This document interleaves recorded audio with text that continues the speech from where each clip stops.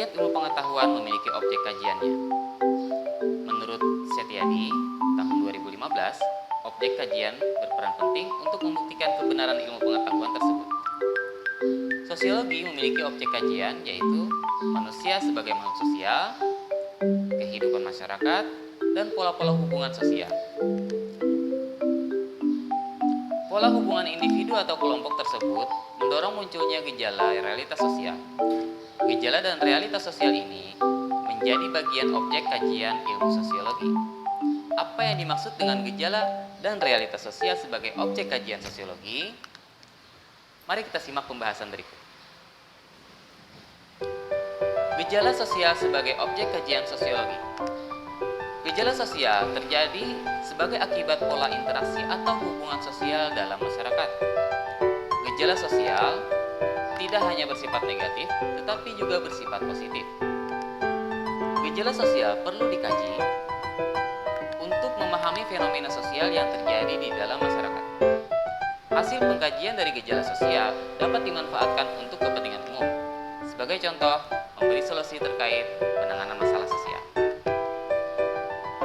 Gejala sosial dapat dikenali melalui tindakan individu dan tindakan kolektif. Pengelompokan sosial serta interaksi antar individu dan kelompok. Tindakan individu dan tindakan kolektif.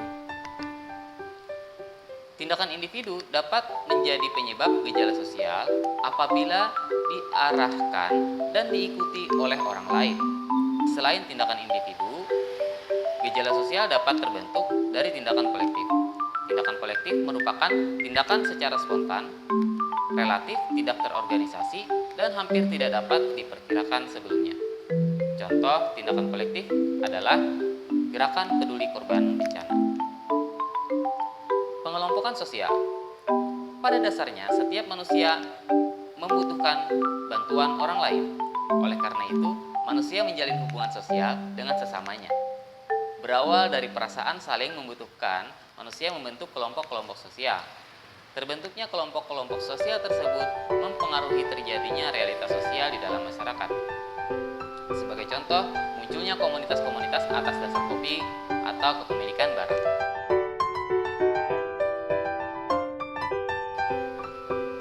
Interaksi antar individu dan antar kelompok. Interaksi merupakan hubungan dinamis yang terjadi antar individu, individu dan kelompok, serta antar kelompok dan kelompok. Interaksi sosial dengan menggunakan media komunikasi dapat terjalin tanpa harus bertatap muka.